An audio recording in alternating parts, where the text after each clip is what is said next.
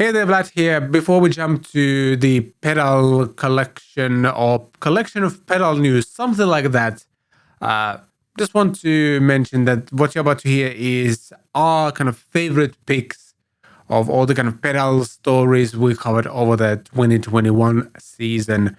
And we also threw like a few modeling amps there as well because, well, most of them come in a pedal format anyway, so it kind of made sense. Yeah. So a lot of pedal nerdery ahead. And as always, all the links and ways to support what we do in the show notes as well. Have fun, have a great holiday season 2021, and we will be back in 2022. Cheers. CatPick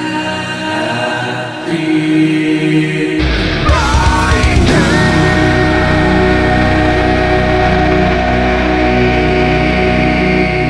Alright, as I mentioned, Boss, the boss of compact pedals, has released 2 anniversary editions. Basically, there's an all-black SD1, the Super Overdrive, and all-black Metal Zone. Not that Metal Zone was like that colorful to begin with, but now it's all black, which probably makes it even more metal. Personally, I like both of these editions. Like, keep them kind of the same they were, but just add a little bit of flavor to celebrate. And I'm actually happy to announce that I got one of those pedals on the way to my place soon-ish, so that's kind of cool. I also forgot how affordable the SD1, for example, is. It's $60. I think that's a great price for a classic pedal that still sounds good to this $60 day. and 40 years old. Like, this pedal is way older than us. It's like, how is it still relevant?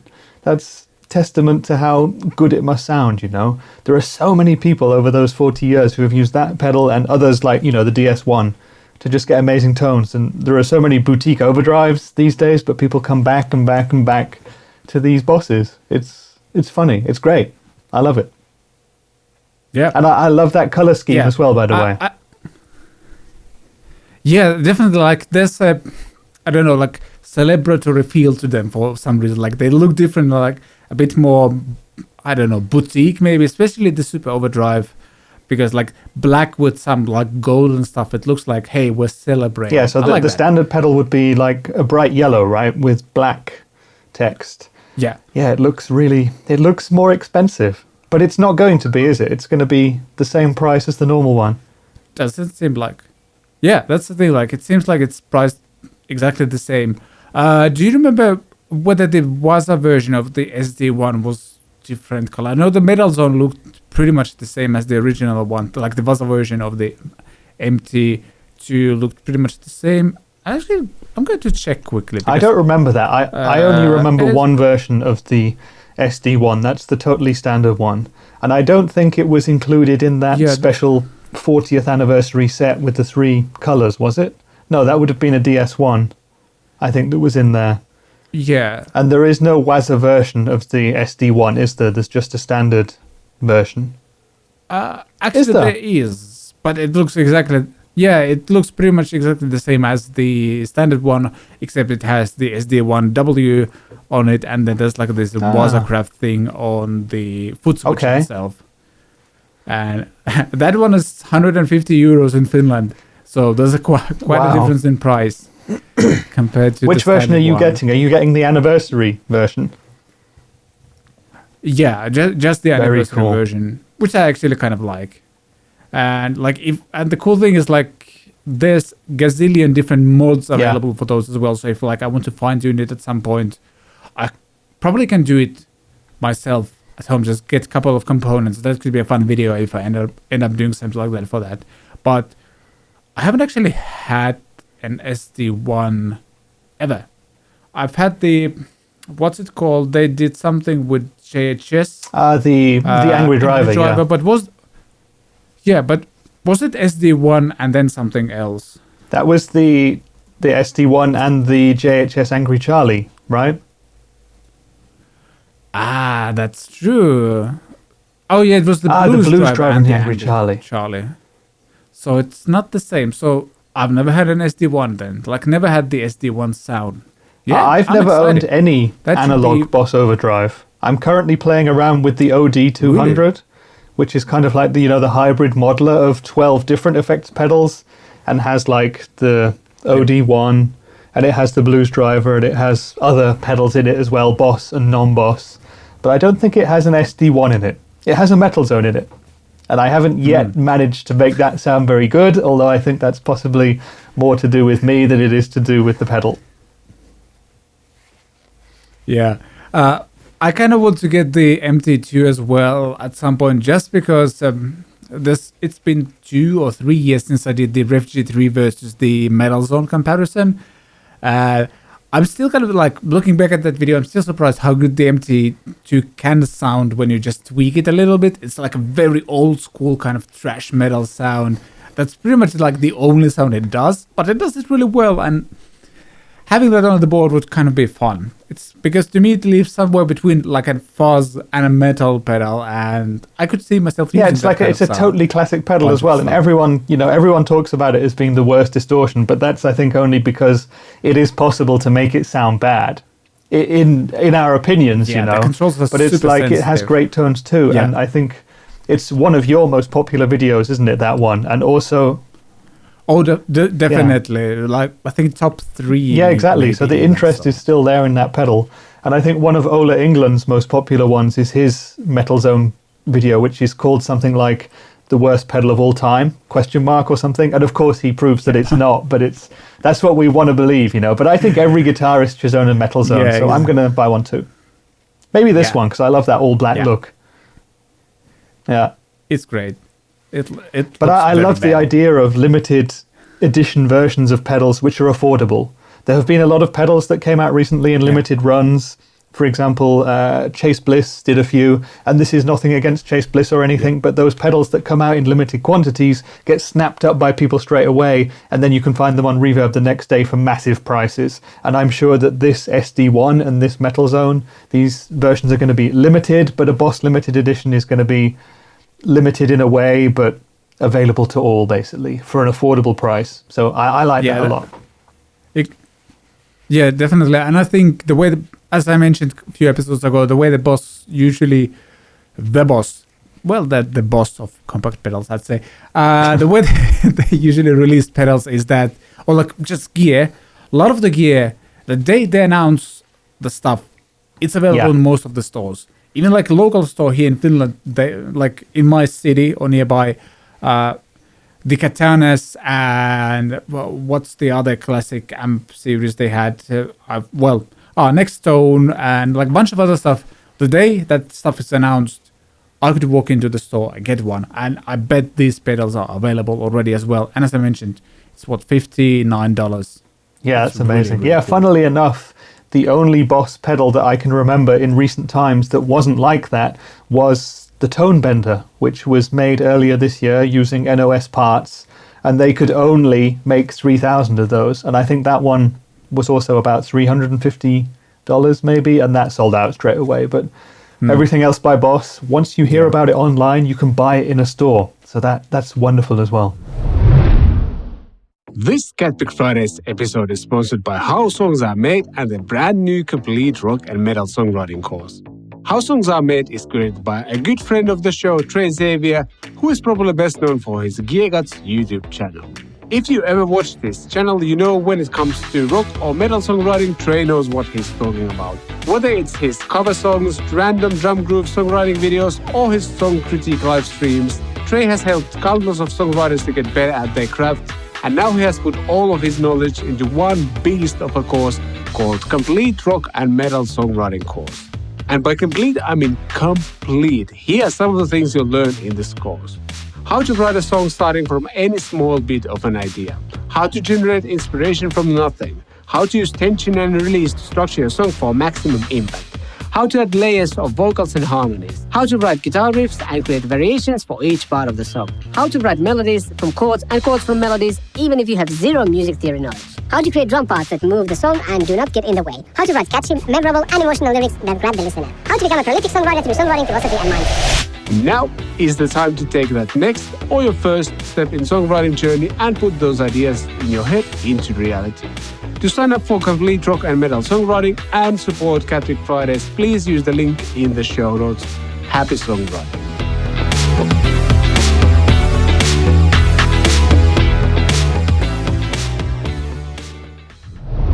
Moving on to the next one, Fractal Audio Systems. Need to remember to mention audio systems because Fractal Audio, I think, that is a different company that does sound isolation and stuff like that. Anyway, Fractal Audio Systems ups the game with FM9, which is a bigger floor unit, the XFX unit that is. They've had the FM3 for a couple of years, I'm going to say.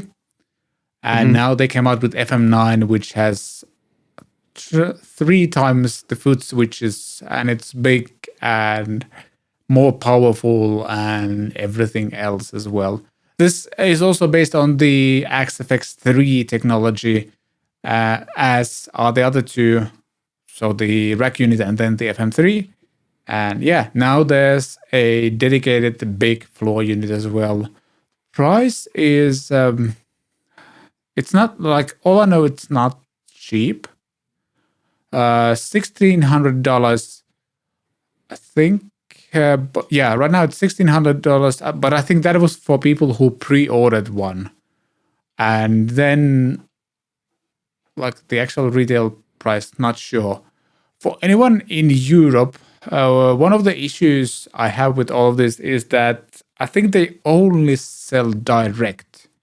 Or if they don't sell direct, like the prices for EU customers, for example, are way, way higher. There's like import taxes, shipping, all of that. I think this was closer to 2,000 euros or something like that when taking everything together, because I was actually like kind of interested in this unit. Yeah. And then I started to look at the price. I was like, maybe not. So yeah, it's a lot of money, isn't it? Once you get up to that price point. I mean, I've heard a lot of good things and I've heard a lot of good sounds from XFX. Like, I'm not saying they're bad. It's just, it's kind of difficult to, like, you cannot try these really. You just have to buy one. No, that's the thing. You have to buy it blind. Yeah. Yeah, that's the only thing that kind of annoys me because I'd love to try this out. I've had the Helix. It was decent, but didn't stick with me. And I'm doing so many like different music styles and all of that nowadays that it would be kind of cool to have something like this besides having like a real amp as well for different situations.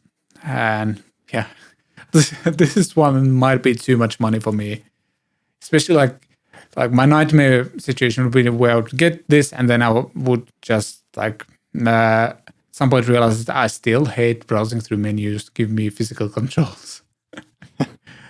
So, yeah. Do you see yourself getting one? No. Yes, I knew that was the answer, but I wanted to ask anyway. No, in terms of, personally adding it to my setup, no, it's not what I need, but it looks like an amazing device. I know a few people in my region here who have been really interested in getting the FM3. But also, with the FM3, I think they waited like at least a year and a half, maybe a couple of years from it being announced and being available in America to actually being available to normal people in Europe. Oh. And so it will be interesting to see how long it takes until people can actually get their hands on the FM9 in the real world. And I'm sure it has amazing effects and can do a lot of stuff. But it's probably just a little bit of overkill for what I need because I don't do that much with strange effects. But yeah, in terms of the effects themselves, from my experience, I feel like the XFX, the Fractal stuff, is a level above what you get on the Kemper and what you get on, the smaller, more budget units like the Helix or like the Headrush or the Podgo or whatever. And it's also a step up from the Quad Cortex. So if you're an effects person, if you like modeling and if you love getting involved and making incredibly, powerful sounds and saving it all and being able to dive into as many menus as you could ever want ever, then the FM9 is probably the ultimate device for you. Yeah, the cool thing also is that since FX XFX is such an established like system already.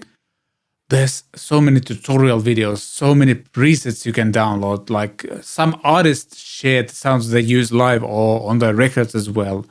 So like you are like, if you're getting one, you are diving into this whole world of like XFX enthusiasts, and they like to share the stuff they've created and stuff like that. So they do, yeah. It's a very interesting community. Yeah. They're fiercely loyal to the guy behind all the gear. I forget his name off the top of my head, so it's an interesting place to spend time. But if you're into it and want to learn stuff, you'll find it all there. But just looking at that article that you're scrolling through, Vlad, if you just go up a little bit again, down a tiny bit, stop. This is the kind of sentence which is putting me off. I'll just read the one out which I just saw. The FM9 has the exact same ultra-res cab sim features as the XFX3 and is loaded with 2,200 factory cabinets with the space to upload a further user-created or third-party 1,024 impulse responses. And that's just something that terrifies me, because I know that if I get this device, I will spend hours and hours going through 2,200 separate cabs and tweaking and never actually playing stuff. And then I'll get to impulse responses and I'll go through 1,024 different impulse responses which I've uploaded, and I'll find the best one. But then I'll realize that I need to go back through the 2,200 factory cabinets to get the best one to match to my impulse response. So for me, it's a case of option paralysis. A lot of the time I just want to plug in and play straight away. Yeah, that's the thing. Like, yeah. I kind of have this, like, I got excited about this because, as I mentioned, like something like this would be a really powerful studio tool. And like, unlike helixes and stuff, and I know somebody's going to tell me that I'm wrong, but I don't see like professional musicians recording whole albums on a helix. I might be wrong, but that's not something I've seen a lot. What I have seen is like a lot of people are recording albums on an XFX. And as you mentioned, I also feel like them and maybe Quad Cortex, not sure yet, they are fairly new in the game. Like those two are like on the top of the modeling game. Like those are the only ones where, like, when I listen to like a bunch of different YouTube clips, I go like, okay, that actually sounds really good. Yeah, I mean, they're professional level tools, and I think definitely, professionals will have no problem using them. You do see a lot of the more expensive modeler bits of equipment on big stages and in big studios. You see Kempers everywhere. Yeah. You'll see XFXs being used by some of the biggest bands around, and you'll see this FM9 being used by loads of professionals as well. I guess one other thing that I want to mention is that whenever I've seen, it's normally been post-rock bands that I've seen using XFX stuff. They pretty much always have a laptop on stage with them, which is connected to the modeling system. And that's, again, something which, okay, that's great if you want that, but for me, that's too much for me to be worrying about. Yep, that's true. I'm a simple man, I think. Yeah. As I mentioned, I'd love to try one out, but I don't know how, like, is it possible? Like, their distribution model is really weird. Like, I'm not sure I get it. Like, pretty much with yeah, that's the thing, if that. Yeah. And especially with the kind of chip shortage that's going on in the world right now, thanks to COVID and that one factory burning in China, I think. Like, who knows how slow production will be for this one as well. So. Yeah, exactly. Again, I'm exactly the same as you. I would love to try it, even though I know that I probably would not personally buy it unless I had a studio and thought I could replace many, many other bits of gear with this one thing. But it's like you say, the distribution options in Europe are very limited. There's basically, well, maybe zero dealers. I'm not even sure if they have like one or two people I don't actually think they selling have any, them. And they just have the distribution company, which is called, is it GS66 or something? And you buy online and that's it. And the people I know who were waiting for the FM3 were ordering from there and waiting a long, long, long time to get their products. Yep, that's the thing. And so it's like, if I would dive into modeling game, I would kind of be tempted to go for the Quad Cortex, not only because of the user interface with the touch screen and like rotating foot switches and stuff like that you can use like as controls as well. I think the UI on that is damn cool, but also it's a Finnish company. So there's that. They're kind of like neural DSP is kind of hiding their Finnishness, if you will. They don't like advertise Shameful. that in any way. Why are they hiding that? I don't know. They got like a bunch of Finland's like top guitar players promoting their products, but they're like kind of hiding the Finnishness anyway. Yeah. Maybe that will change at some point. We shall see. But yeah, if I get a chance, I'd love to try this out, but I don't see myself ordering one. I mean, with XFX, the thing is like the resale value is high because they're difficult to get in the first place. So if you manage to get one, like you'll probably have no trouble selling it, but it will be probably difficult to sell it for the full price at least. So you're going to take some sort of hit when doing this. But yeah, if anyone has an FM9 or even FM3, please share your experiences on getting one. Was it smooth? Did it take a long time? Anything like that, let us know. We would love to hear. Because, yeah, the negative stories about their like delivery issues and such are the only ones I've heard so far. So if you have a different kind of experience, let us know.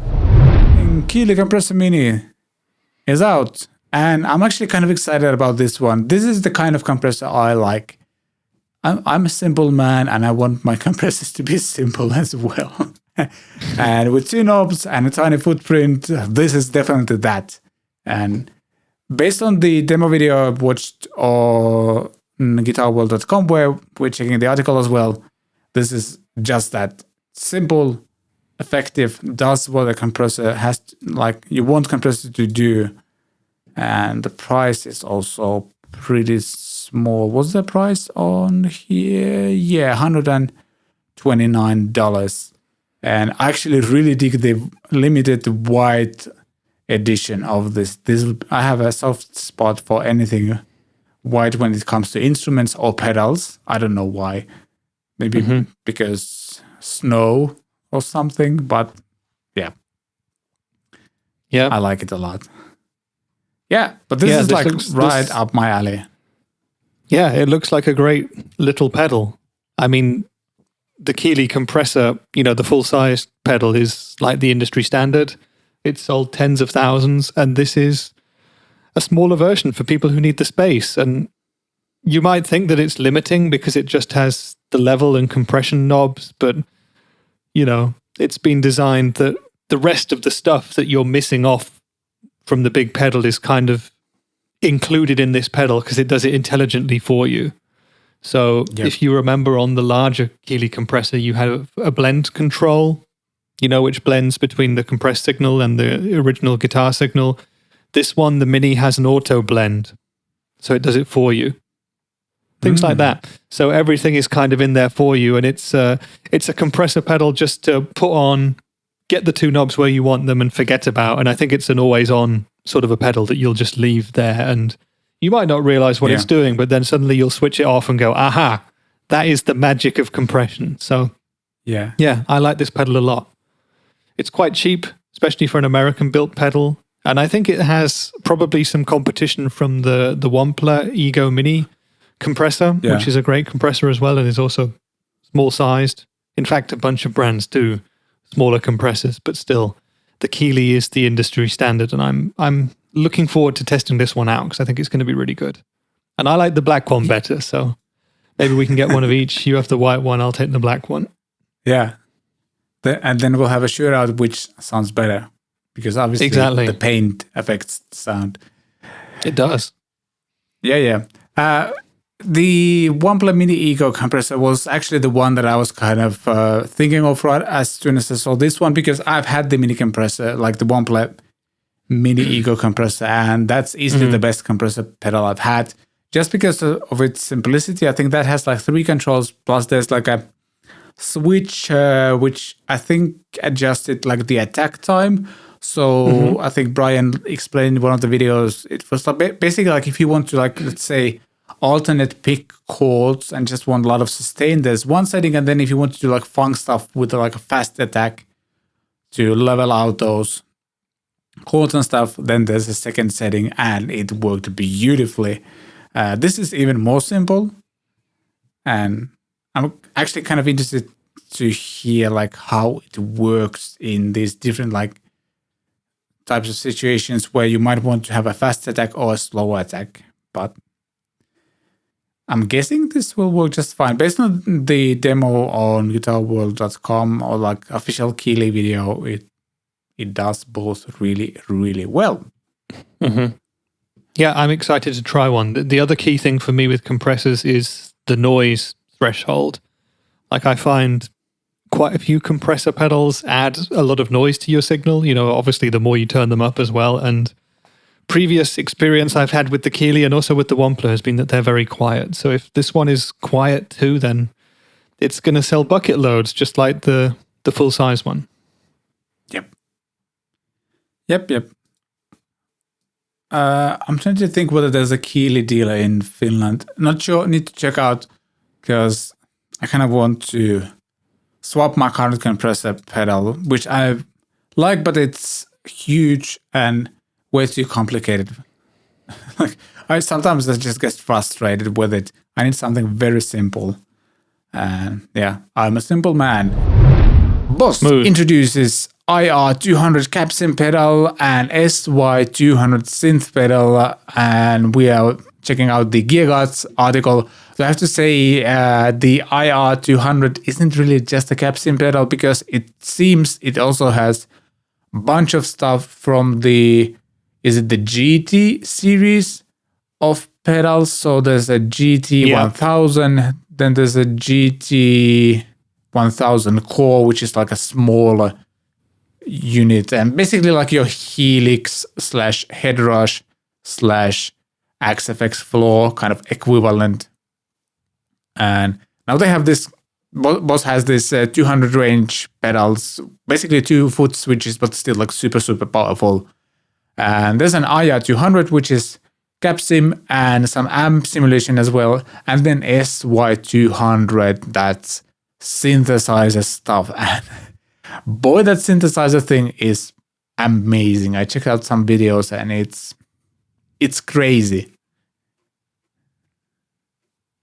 Yeah, I agree. I've checked out some videos as well. For me personally, more interesting is the IR-200, which is possibly another nail in the death of the guitar amp, because we're seeing more and more companies come out with pedals that do what amplifiers did. Yep.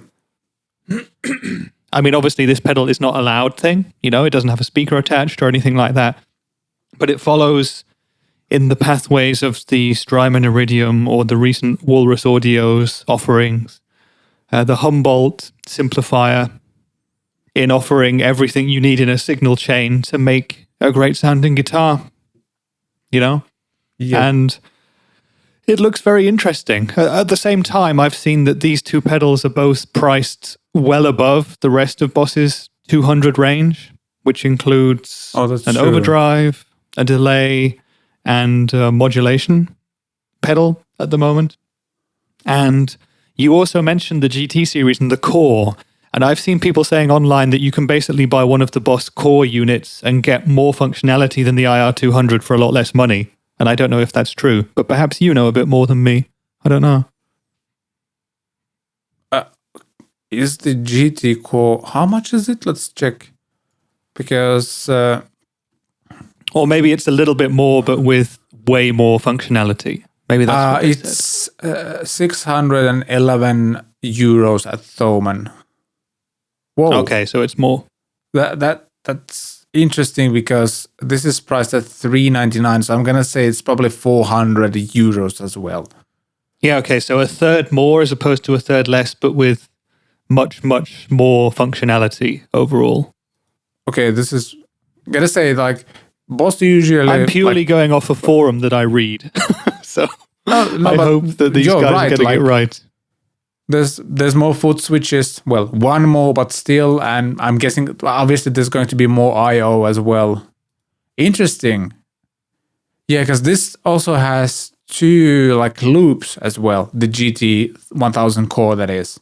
And it's 611 euros. Okay, gotta say that. I'm going to agree with the forums for once. So, well, we don't know exactly what is contained within the 2 boxes. Does the 200 perhaps have better IRs or more modern kind of algorithms inside it? Does it give you the option to use more processing power, more features simultaneously? I'm not sure yet. I mean, we haven't had the chance to play these 2 pedals. I don't think they're available for quite a while, so it will be a while before we get to test them, but it looks like a great thing. Just, without the context of other pedals or anything like that, it's another exciting product. And I really like the 200 series from Boss. I have the OD200, the overdrive one. I'd like to get my hands on some of the others, and I just think they're great. I love the size of them compared to how many sounds and options are within them. They're built very solidly. They're super cool things. But the overdrive, I think I have it behind me, actually. Hang on.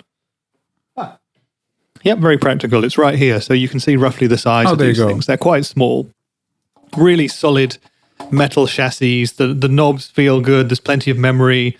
Lots of options to save up to 128 different presets, MIDI compatibility, etc., etc. They're super cool units, if you're into the modeling thing. And I bought the OD200 to test out the modeling distortion pedals that they have in their current range, And I would be totally happy to get the IR-200 and make it kind of the centerpiece of a pedal board that doesn't require an amplifier or anything like that, and just kind of, a gigging solution on a small pedal train board or something like that. Yeah. I wonder if there's some sort of, it's either that the IR-200 is actually different from the GT series, or it's a marketing thing where they are labeling it IR-200, not like GT200 or anything like that, to differentiate it enough from the GT 1000 core. But, the 200 series definitely has more of a high-end aesthetic, let's call it that. They look kind of... They look like they should be more expensive than the standard Boss pedals, and particularly the core pedals. I think the GT range also has a bit of a reputation, almost a negative stigma, as being like a beginner's cheap modeler, which is kind of unfair because, modelers today are all pretty good or better. And the GT stuff is very, very good indeed. But do they have the same processing technology? I guess they probably do.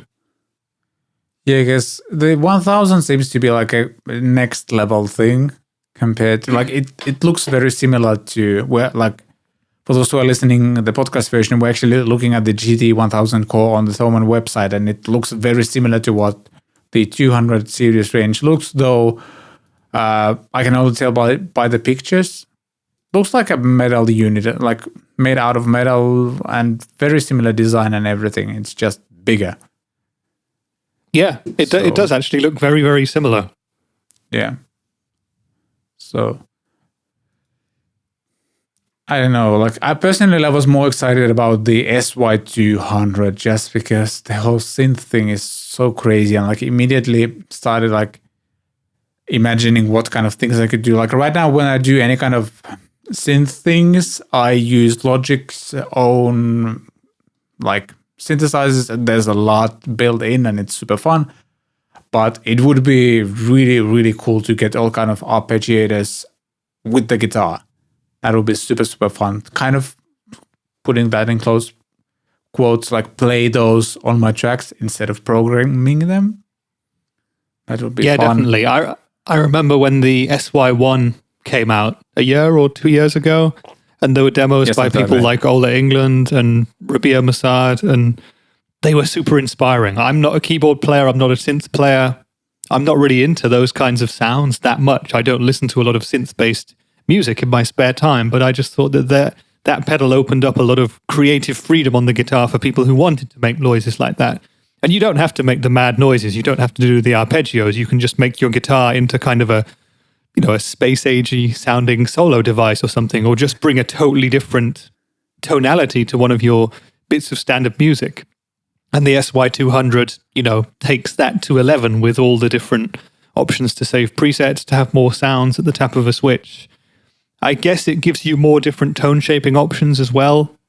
There must be more in it than in the SY-1. And of course, the full-on MIDI capability is going to be cool for some people as well. Yeah, no, like I immediately thought of all the kind of worship band opportunities you could, like all the options you could do with this one, because our like bands are very random. Sometimes you get a keyboard player, sometimes you get a guitar player that has some like ambient effects on his board or anything, something like that. But it's very random, and it kind of the ambience thing is part of that sound. Whether I want to admit it or not, it's there. And if you don't have anyone doing that in the band, like if you don't have a keyboard player or like an electric guitar player, like this could open up a lot of options, especially if you pair it with like a looper or something. You could create, like you could have it loop on the background with the synth and like have stereo synthesizers going on and stuff like that. And just inspiring pedal. I don't know if like my brain capacity would be able to handle the amount of options it probably has, because all of the Boss digital things have so many options. So many options. I guess that's like part of the Japanese mindset that we're just going to give you all the options because one of those people will want to have that option available. And if it's there, that person will be happy for the rest of his or her life. So like that's the vibe I'm getting from a lot of like Japanese made products. So yeah, I kind of agree with that. One other thing that I would say about this pedal is that I feel it's going to sell a lot less than the SY-1 because it's going to be a thing for people who are specialized in that kind of pedal. You know, when the SY-1 came out, it was, as far as I remember, with my patchy memory, not too long before Christmas. And I feel like probably a lot of people decided to ask for it as a Christmas present or buy it for themselves around the Christmas period, because it was just, you know, when it came out, it was within kind of a price range where you could kind of say, yeah, I'll get myself that. It wasn't too much. About, I think it was less than 200 euros. We're seeing the price on screen right now of 199 euros, but I think it started life at a bit less than that. And I can imagine lots of people just more affordable. Yeah. As well. I can imagine a lot of people just went out and got it just because they wanted to get a pedal that could give them that sound, and just for the novelty factor as well. You know, people like Ola England got it for the novelty factor, but the SY-200 is a much more serious beast. So it's not just going to be for people to kind of purchase on a whim. It's going to be for someone who really wants to get that synth sound experience out of their guitar. And I think it probably is one of the leading pedals to do that, but it won't cross over into the general kind of, you know, the general guitar pedal board hype. It won't be a must-have pedal like the SY-1 was for a little bit. Yeah, it's just like the benefit of the SY-1 is the fact that it's very simple, no menus, anything like that. Just like all the sounds on the pedal itself, and it's simple enough not to get lost into. Yeah, exactly. Whereas, it's also the case of with the SY-1, you might end up with maybe, if you're playing a live set, or if you're a live band or something, you might end up with 1 or 2 tracks with a few seconds of synth sounds in your live band. Yeah. And it's kind of like, okay, I can justify having a pedal which is small with not much real estate on my board to do that. It's maybe kind of similar to an octave pedal, for example. You might have 1 or 2 tracks where you have an octave up or down or whatever. But with the SY-200, it's going to be a much more significant part of your sound and your rig. So it's like, this is really tailored towards the specialists. Whereas I think with the IR-200, that's aimed at absolutely everybody. Yep. One other thing I have to mention is that the launch of these pedals has been interesting, because the only videos I was able to find was from a few smaller channels, and that's it. Like, very few people had this. There was like one store in US, I think, that feels like they just got those into their inventory and they decided to make those videos. Didn't seem like official Boss videos. And then there was like 2 or 3 that were actually like Boss provided me this pedal type of thing. Yeah, it's an interesting release that they've done with this one. Do you think that there might be a possibility that they did something last minute and changed the release date because the NAMM show was postponed? Because I was wondering if this would have been something that might have come out a bit later, closer to January. It's certainly quite early for something that might otherwise come out kind of for Christmas time. Yeah, that's true as well. Then on the other hand, maybe they will like do several waves of videos on a product. And I guess this is an insight. Like I worked with Boss on multiple products, and like I've been part of like second or third wave of a product. So like you're right. I mean, initial release, then there's something, and then there might be like a third wave, which might be, for example, in my case, the Katana 2 or Mark II. That like. That with that one, like I did a recording video with it, so I did like a how to use it as an like audio interface and like use it as a full like guitar recording studio instead of like doing like here's all the sounds in the room and stuff like that. We've just narrowly focused on just that aspect, how to use it as a recording interface and stuff like that. Yeah, that definitely makes sense to do it in waves. Yeah. There's nothing more annoying than going onto YouTube one day and seeing that 50 people have made the same video about the same pedal or the same product. And the Acoustasonic. That was funnily enough the product that just sprung to my mind, Acoustasonic. Yes. 50 videos one day and then nothing forever for the rest of time. But there you go. Yeah. Yeah, that's true. I'm just happy I got to be part of that launch as well. Anyway. Yeah, you did. Because Zoom put out a B6 unit. Look at that. Boom. That's... How would you describe that design? It's spaceship. I was going to say, it looks like something that the Apollo moon landing astronauts would have used. Yeah, kind of. Yeah, perhaps Poo Ninja can tell us exactly which part of the landing module this came out of if he watches this episode. But yeah, it's certainly not a modern looking design. I mean, we just saw with the Volt audio interfaces a very cool old school looking studio aesthetic, whereas this B6 just looks kind of, I don't know. I don't want to say dated. It has kind of an old school charm to it, but it looks like it's from the 90s. Yeah, that's definitely, I don't know, it looks very Zoom to me. Like if I grab my Zoom 505, if I grab my Zoom 505 over there, like there's very definitely similar vibe. Should I do it actually for YouTube viewers? Yeah. So we can compare. Just a second. They all want to see that. And I'm actually not familiar with whether there is a guitar version of this B6, by the way, Vlad, or is this just a special for all the bass players out there? I gotta say, I'm not sure. I don't remember seeing like, there's definitely some similarities aesthetic-wise, like if we compare to this. Like it's from the same product family, so to speak. Yeah, exactly. You can see that it's from the same lineage. Yes.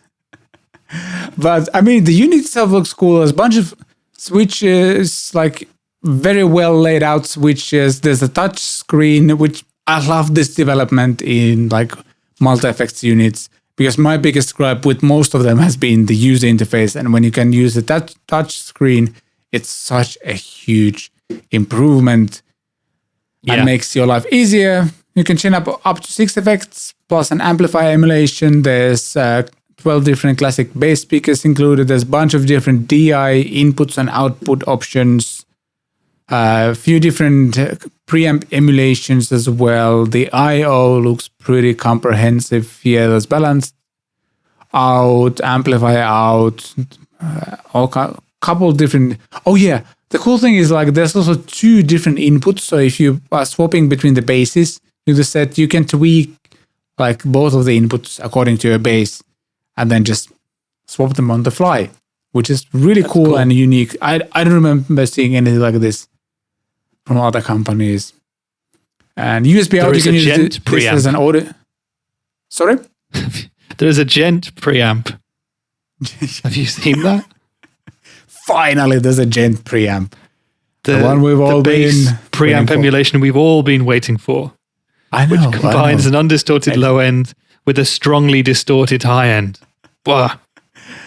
Yeah. I mean, that's kind of cool because like that's something when I ask my friend to record some tracks, that's what he does. He sends me like a heavily distorted track and then there's a clean track and then I blend them in.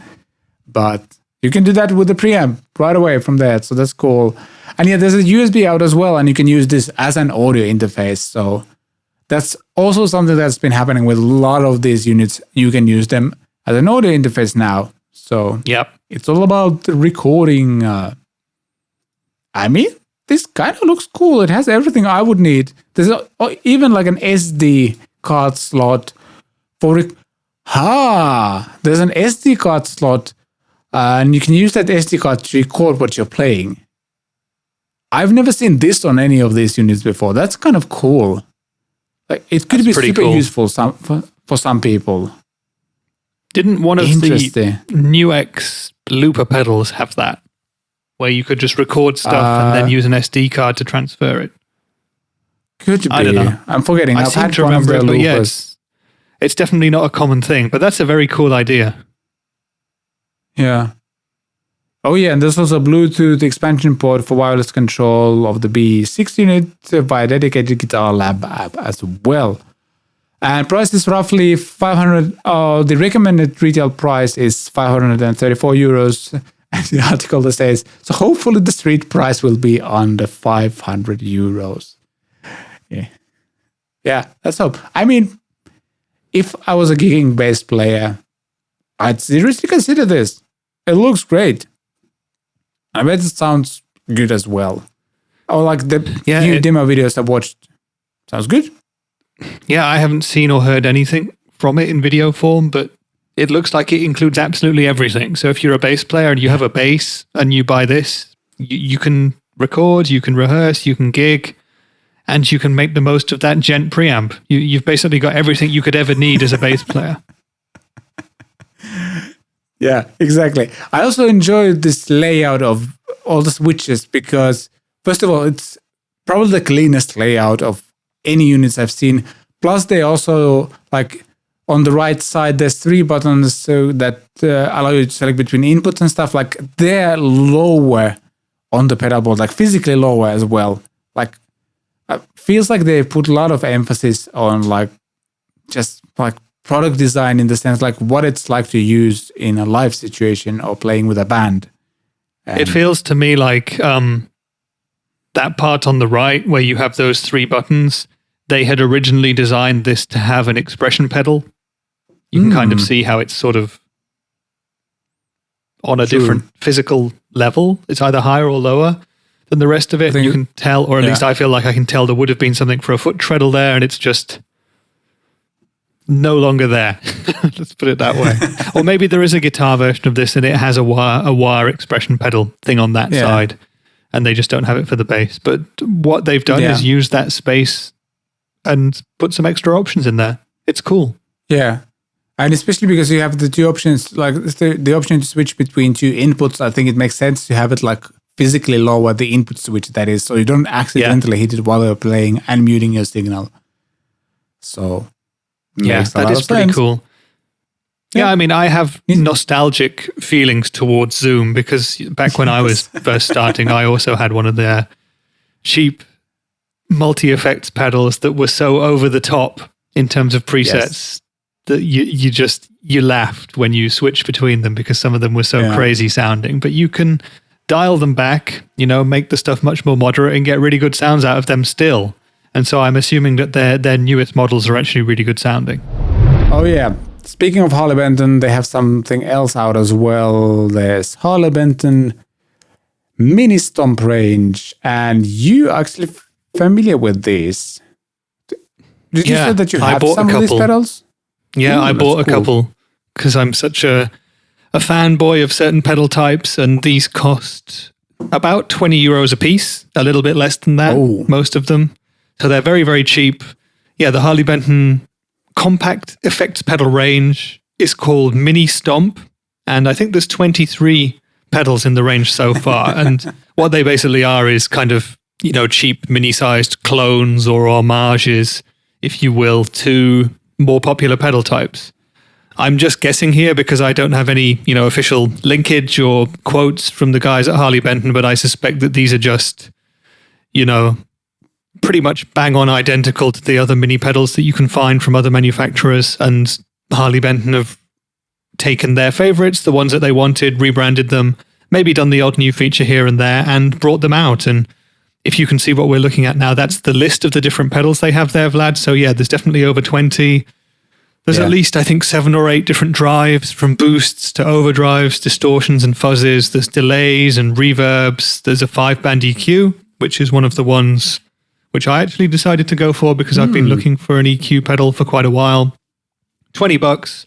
This is kind of how I see these pedals is if you're interested in a certain kind of effect, if you're interested in getting to grips with an EQ pedal, this is the cheapest, the most affordable way to get into doing that and finding out if you like that kind of effect and if you feel it would be useful for you. And if you want, then later you can go on and buy the real deal. So for me, the pedal that really stood out from this lot was the Rodent, which I'm sure most of you can guess from the name is, of course, Harley Benton's take on the Proco Rat pedal. And when I said earlier that I feel like these are identical to all the other mini pedals out there, I also have the Moore Black Secret. I'll hold them up together. And yeah, we can see that these are two very, very similar looking pedals from the off. The gain control is a slightly different color. There's actually, on the Harley Benton, there's 3 selectors on the mini switch there to toggle between 3 different Rat models. There's only 2 on the Moore. But apart from that, pretty much identical. But for €20, as this one was, and if you're watching this now, my video is already out of this pedal. It performs very, very well indeed. It just does that Rat thing. And I think that's what all of these pedals can do. The third one, which I got, was the Dr. D, which I find to be a rather unfortunate name. Made me laugh anyway. It's gold. And Dr. D is actually a Dumble drive pedal. So I don't know what this is particularly a rip-off of or a clone of or an homage to. But Moore, for example, also have one called the Rumble Drive, which is also a Dumble pedal. And that has exactly the same control layout. It's just green. So there you go. So that's probably what these pedals are. But, when it comes to mini pedals like this, there are a lot of them around. You see a lot of different companies who make them. Most of them, at least for me, living in Germany, are available on stores like Amazon, and they're from companies that you don't even know. And so if Harley Benton is putting out a range of them, ordering from Thomann is something that I've done a lot. I feel more kind of security in doing that. And if I have a bad experience, no problem to send them back or anything like that. So there we go. I don't think this is the right place for us to get into a discussion about clones, or copied pedals or, who owns circuits and stuff like this. But I feel like this is Harley Benton taking another step to corner every angle of the guitar market at the cheapest point of it. Yeah. What do you think about these, by the way? Because I've been talking for quite a while now. What are your thoughts? I'm kind of interested.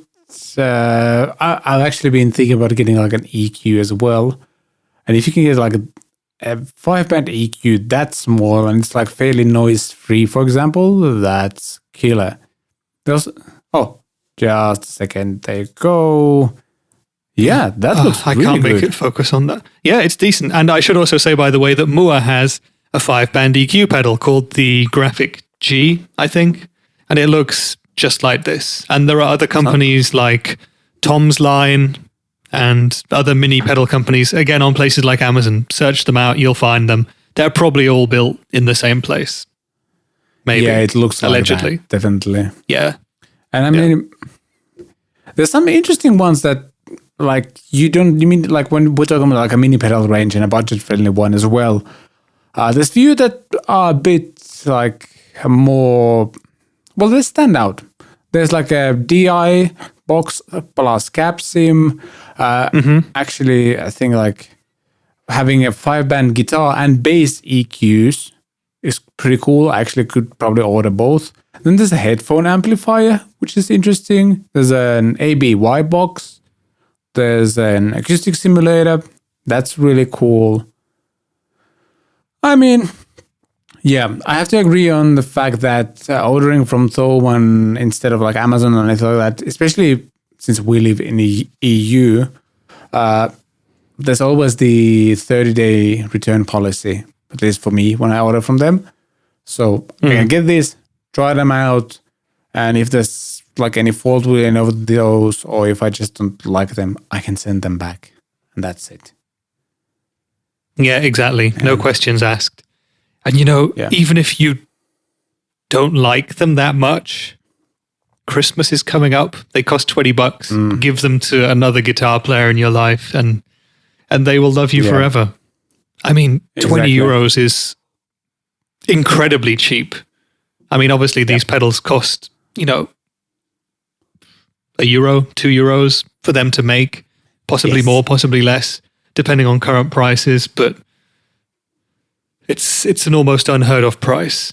I feel like we shouldn't take away from the fact that there are the original brands out there, and I say in my rodent video that I will always recommend the Proco Rat over this, because it's the original that this and so many other pedals come from. But again, if you're someone who, for example, has never had a Rat type pedal and you want to try out that kind of overdrive and you don't want to spring for something more expensive, you just give out your $20 for this, and then you've got that Rat sound, and it's 99% there. It sounds really good. So there you go. Nice.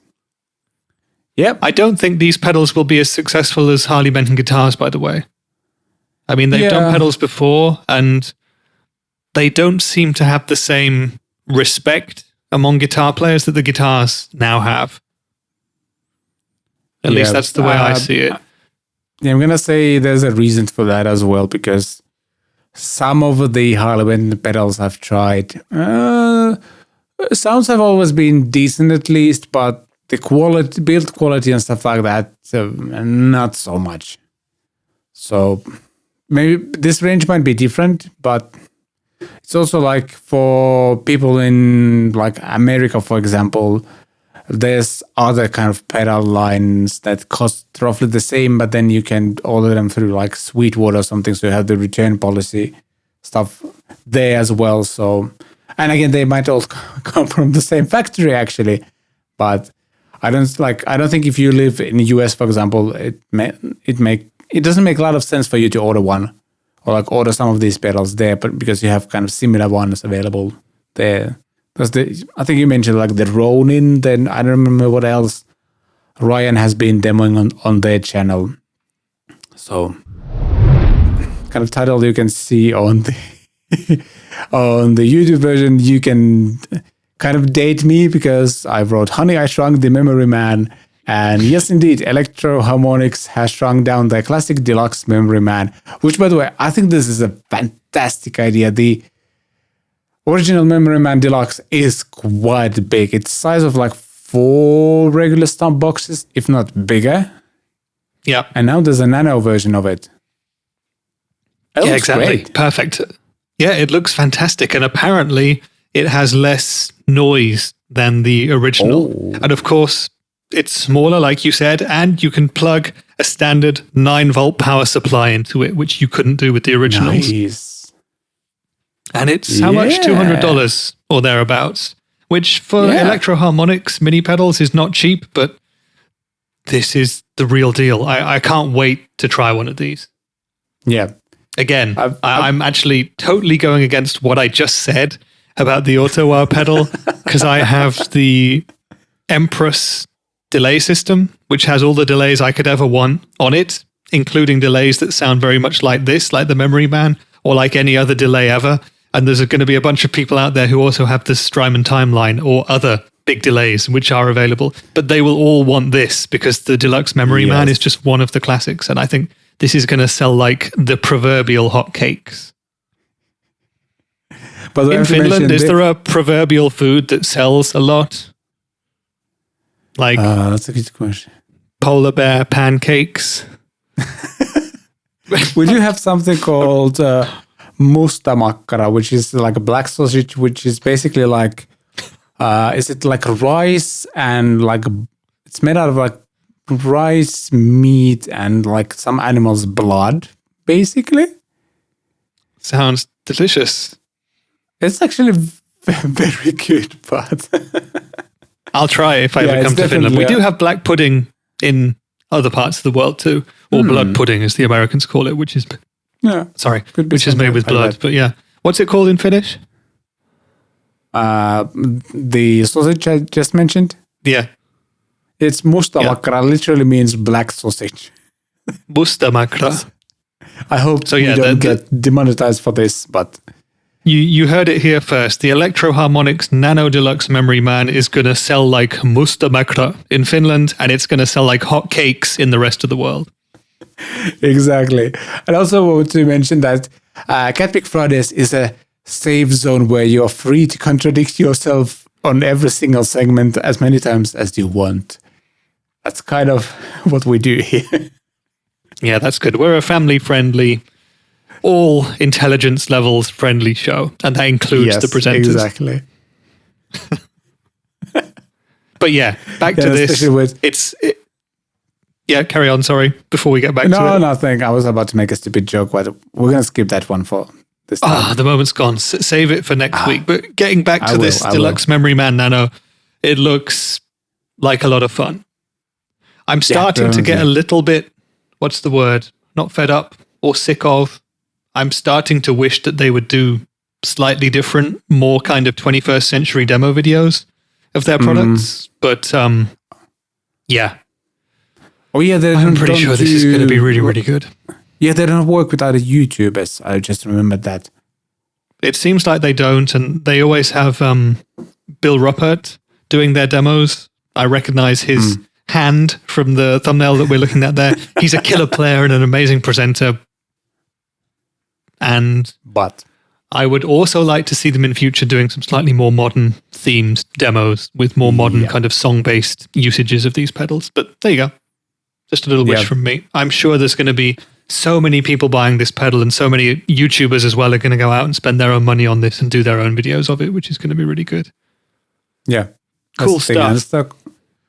I'm actually like genuinely interested in this one because I kind of want, like, I've done 2 like church gigs this fall already, and in both I played acoustic guitar, but I paired it with some like shimmer, like the Boss RV6, and used the shimmer mode on that as well. I borrowed that from my friend, and it's so much fun. Especially we had like a fairly small band, like the amount of space you can fill with that reverb pedal, and then if I would also pair it with this, like I could have all of this ambient background stuff happening without like it's really muddying up. Because again, the Deluxe Memory or Nano Deluxe Memory Man, that's a handful of words to say fastly. Like Nano Deluxe Memory Man would be perfect with its like blend knob to have like that modulated beautiful delay thing going on. I think it has like is there like a tone control for it as well? I think there might be. So it like slightly dark delays, and then reverbs going on in the background. Who knows? I might be doing some not church, but like my sister was asked to do like a wedding gig, and I have a suspicion she might ask me to join her as well. So like we could go there as a duo, but have like a very ambient, big sound with just 2 of us and an acoustic guitar with something like this. So it could be cool. Yeah, and obviously it's one other thing that electric guitar as well. Oh yeah, definitely. One other thing that I just wanted to mention about this pedal is that it's come at the perfect time as well. Obviously, Christmas coming up in a couple of months, but also, again, from 42 Gear Street 3, there was the release of the new J-Rocket audio pedal, the Clockwork, which was effectively, a full-sized, newer version of this pedal designed in conjunction with the chap who designed the original Memory Man. And so for Electro-Harmonix to bring this out right now is... Well, let's just say there's healthy competition in the marketplace for these pedals now, because, the original Electro-Harmonix ones, despite the fact that they're huge and hard to power and they fill your board up and stuff like that, the prices are going up and up and up. They're getting rarer and rarer, and so this is great timing. I'm really excited about this pedal. We've been off for 2 weeks, and I've seen a bunch of great gear that I want to test out from doing this show. Yeah, it feels like it's always like ramping up a little bit before Christmas, then like early January is fairly quiet, except like if stuff for NAMM leaks. It will actually be interesting to see, like, now that the NAMM show is in June, like whether there will be like a steady release of stuff during the first 5 months or so of 2022, or whether like everyone will just dump a bunch of stuff they plan to release at NAMM out like in the early weeks of 2022. We'll see. JHS Packrat came out last week, and the response has been interesting to follow, to say the least, because some people were excited, some people were like, yeah, sure, whatever. And we've also seen some kind of negative or very interesting responses, including from some of the other brands as well. And yeah, what have been your observations on the response to this pedal? Well, firstly, I would want to say that we recorded our episode last week before the pedal came out. So there was no official word on it. We were going off rumor, what we kind of knew. We tapped up some people that we know who were somehow involved with the release maybe, and talked to people in the industry that we know. And we got everything right, basically. So, it was a kind of an open secret at that point, but it's good that we didn't feed any false rumors or anything into the society. And then the pedal came out last Friday, and there is a video that we're looking at on the screen right now by JHS themselves that goes into minute detail about the 9 different rat models that have been put into the Packrat pedal. There's been other super cool videos that have come out from people. For example, our friend Eirik from Living Room Gear Demos has done a very, very cool sounding video, which sells the pedal to me, as he so often does, because he makes everything sound really good. There's a few more as well. Search JHS Packrat and you'll see those.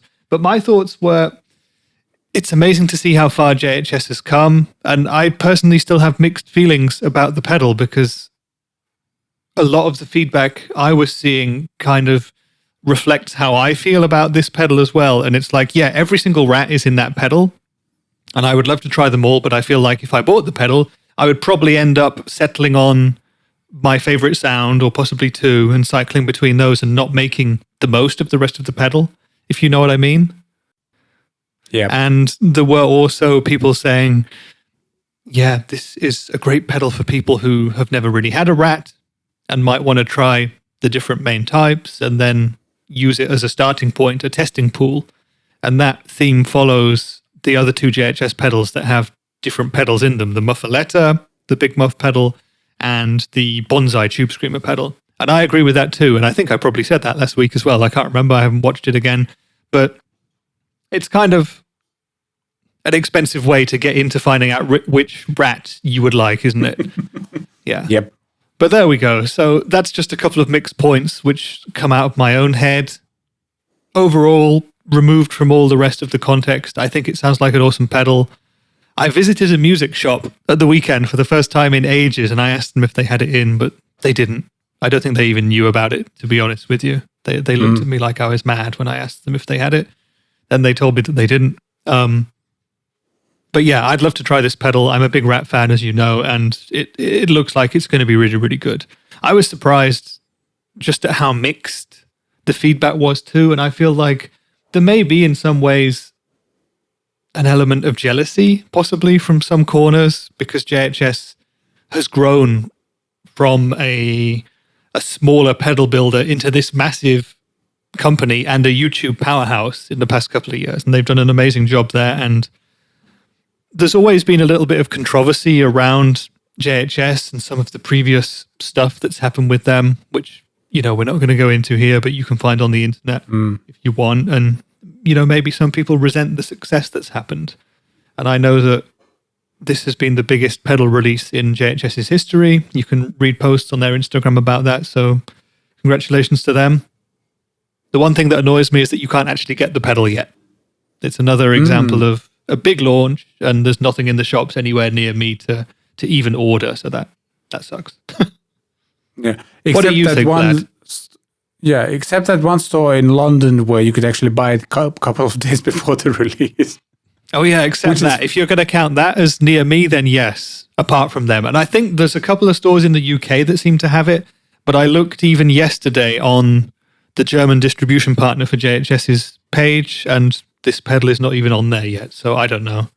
I did also hear that the release of the Packrat was pushed forward because there were going to be leaks and stuff like that, so they decided to go, I don't know, 1, 2, 3 weeks, maybe even longer, maybe that much further forward with the release, and maybe that's why shops haven't got it over here, but it would be super cool if we could actually buy the pedal.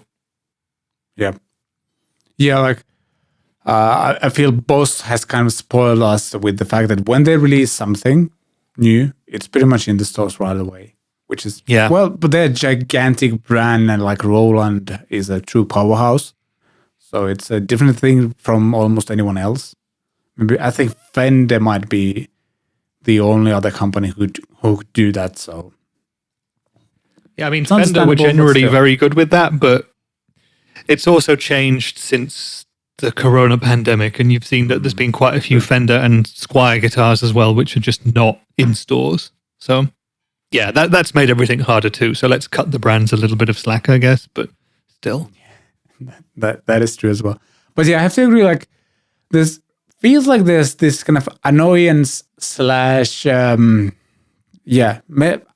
just gonna say as well, like, jealousy factor, because it feels like some people are annoyed by the fact that they put all of the different rat circuits into this one pedal, and like, as if this is going to make all the other rat pedals obsolete now.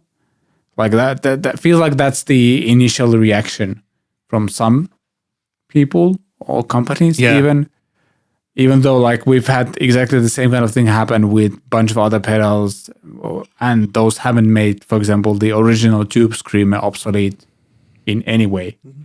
No, exactly. You know, just as a side note to this discussion, I literally, while you were talking, I went to the German distributor of JHS pedals.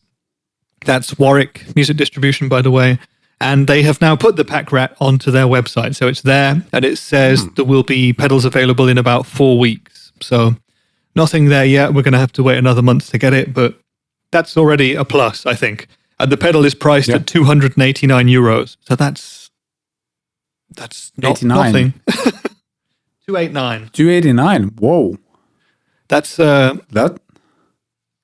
mean, it's a lot of money for a distortion pedal, but when you consider there's 9 different pedals in it, it seems like slightly less.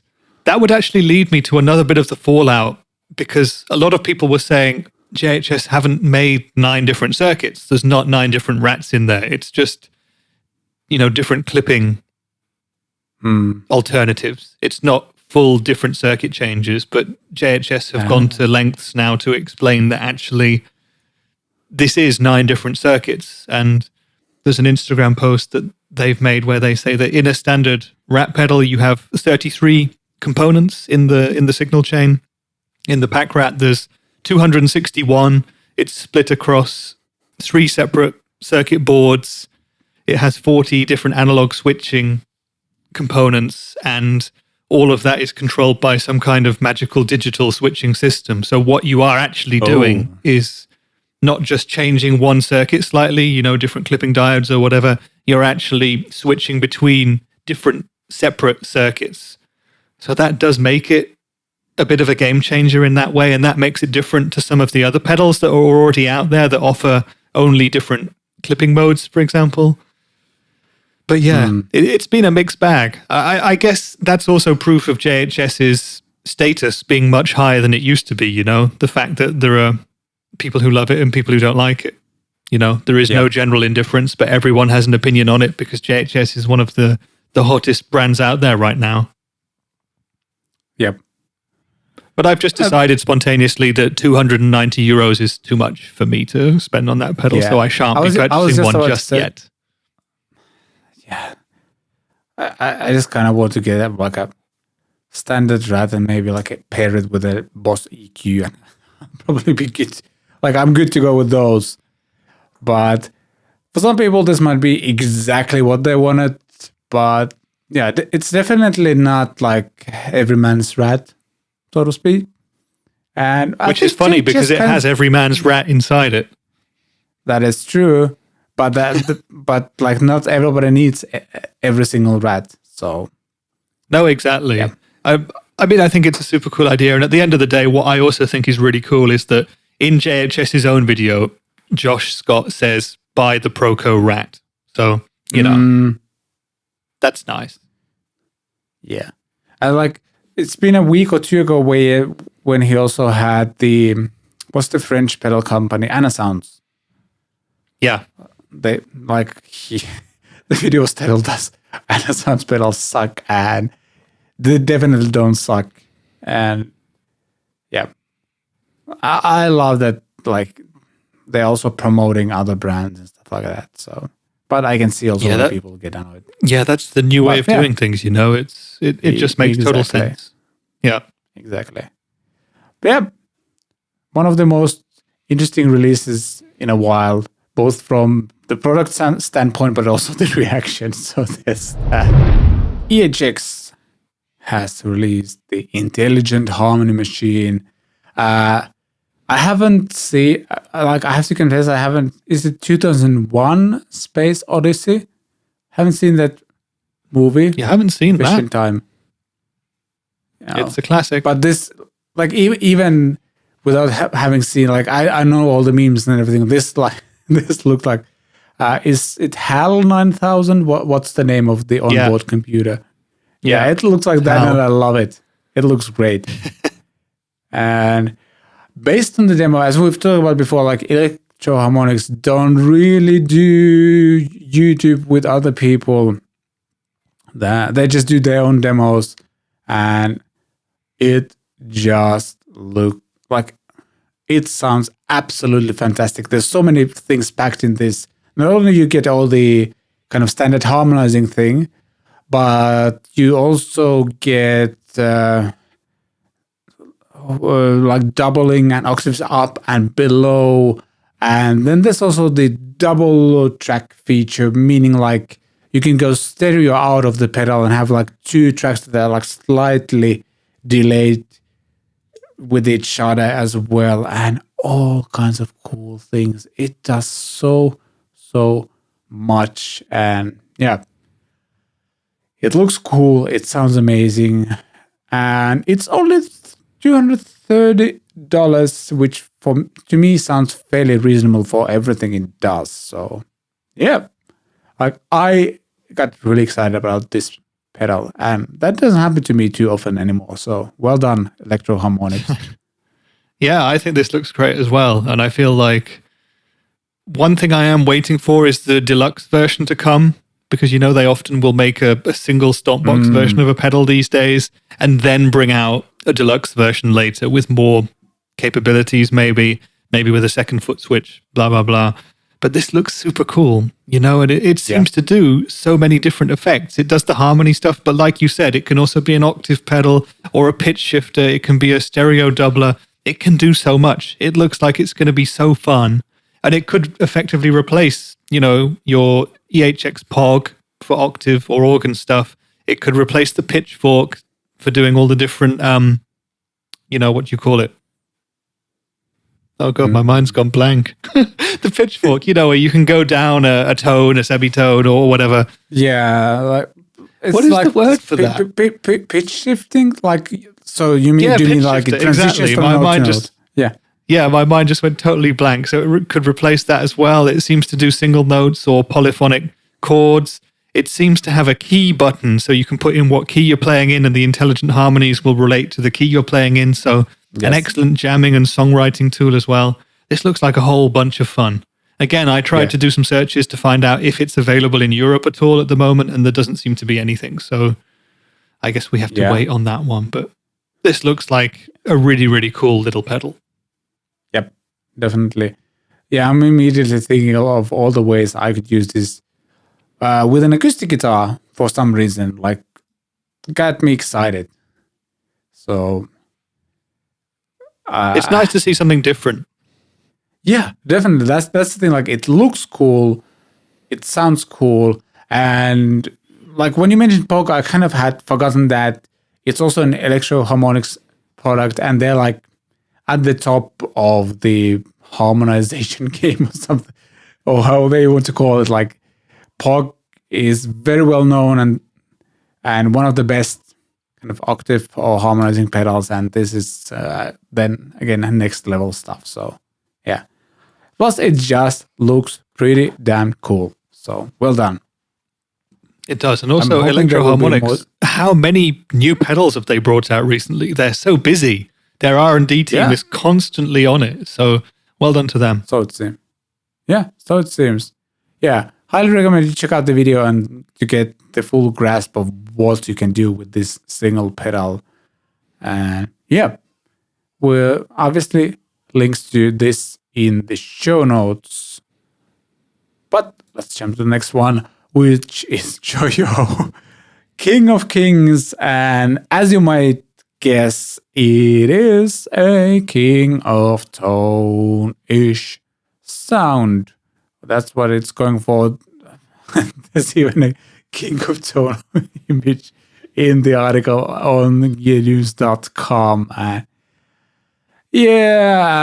First of all, should we talk about the name?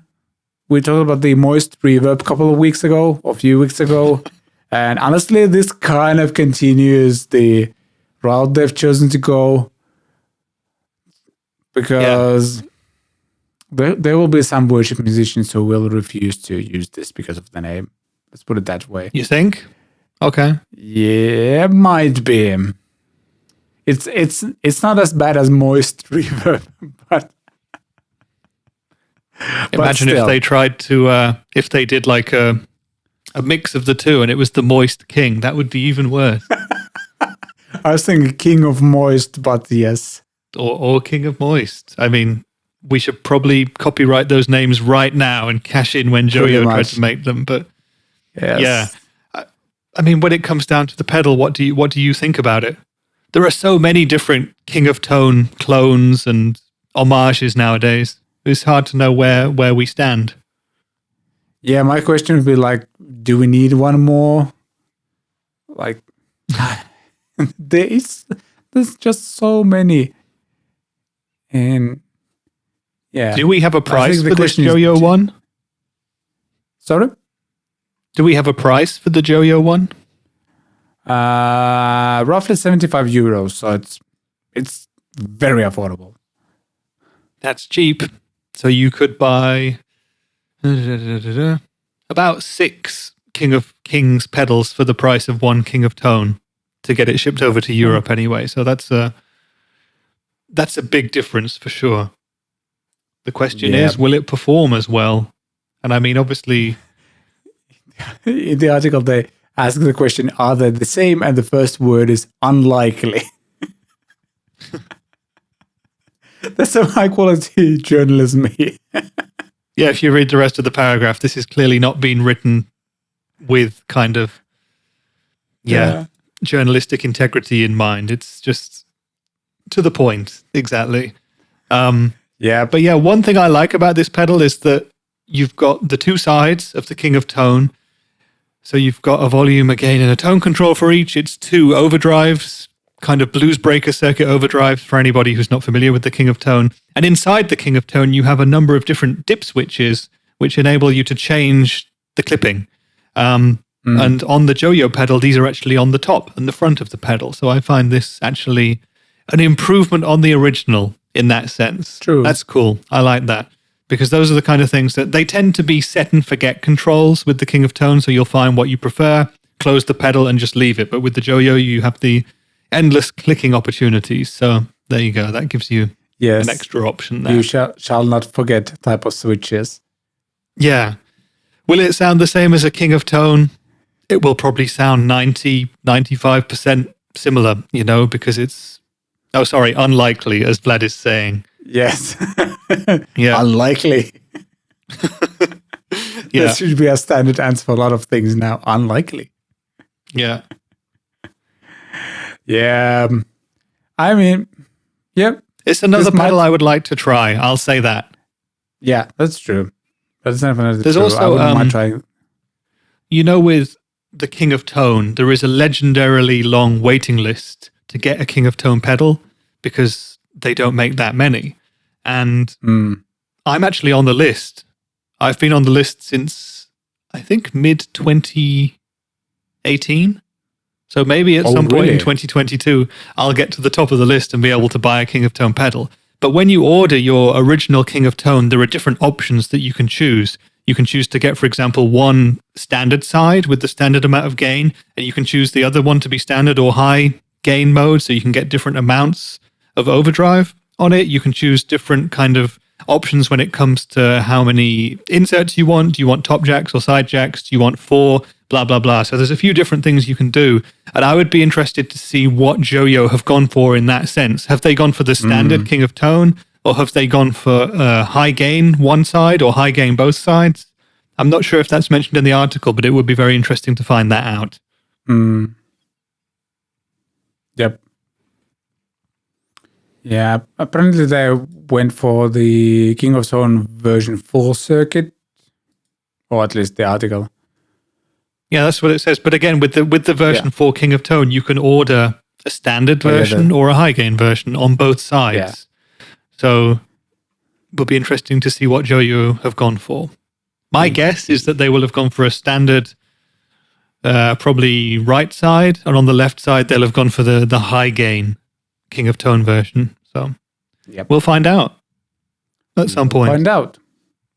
And then at some point we'll have the King of Kings version versus the King of Tone on your channel. So looking forward to that as well. Not on my channel. It'll be a race right now. You know, this pedal has just been announced. There will be a slew of gear YouTubers all trying to get one first so they can do the King of Tone versus the King of Kings comparison. Yeah, that's true. How it is. It's all good. I love it. Good. Unlikely is my answer, though. Next one, Hotone has put out an Hotone. How does one pronounce it? Rolls out an updated Ampero to Stomp modeler. It looks great. I have very little knowledge of the unit itself because I haven't tried the first one, so it's hard to get excited about the second one. But it looks beautiful.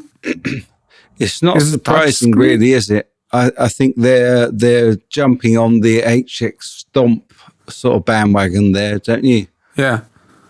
It looks very similar to me as someone who's not an expert at all with this kind of product. I could mistake the two if I didn't see the writing on them. Yeah, that's true. Yeah, it does actually come with a 4-inch touch screen, which is really cool.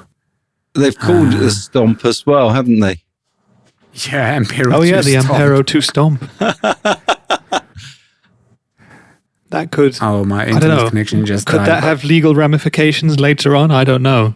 I doubt it. I think it's very difficult to trademark the word Stomp because we've used Stomp box for so long.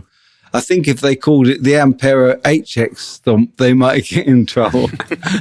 Yeah, then they could be in trouble. So I'm trying to load up the video. So let's see if it's. Oh, there you go. Oh, there we go. Yeah, nice. We can't hear anything, but yeah, I mean. We talked about this with the, what's it called? That one smaller modeler.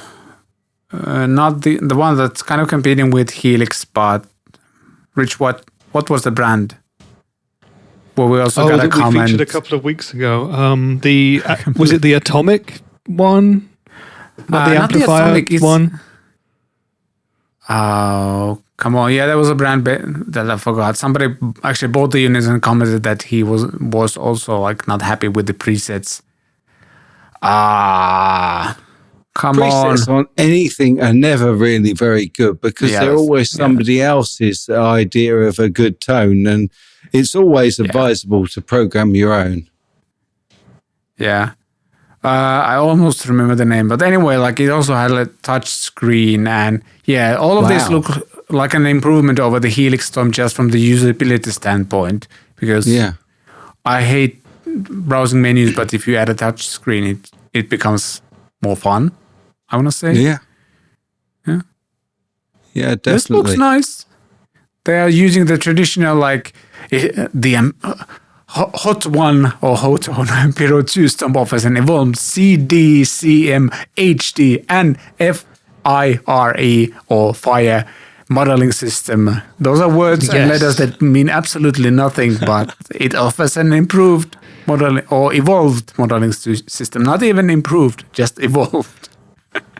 Hey, this is the thing that people in the marketing side of the business like to come up with names like that for their in-house technology. I mean, I've experienced it a lot, and it fills up press release space. What can I say? And in some cases, things become very popular. Like everyone talks about the Boss, the COSM modeling, for example.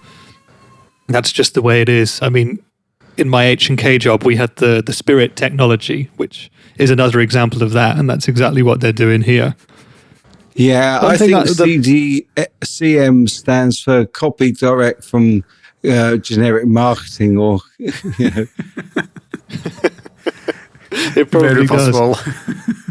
Hey, one thing that I just noticed in the text above, which I found quite interesting, was that this unit ships with official Celestion IRs, which I think many other more affordable modeling units don't. 20 classic Celestion speaker IRs. Wow. Which I think is kind of cool. Yeah, I think that's a good sell. Good sell. Yeah, definitely. And also you can use this as an audio interface, which I guess people assume nowadays, but it's still worth mentioning. So. Won't be long before you can use a guitar as an audio interface. Everything's an audio interface these days, isn't it? Yeah.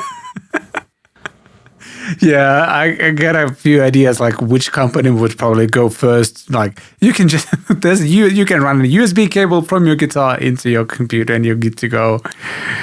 I guess somebody would buy that as well.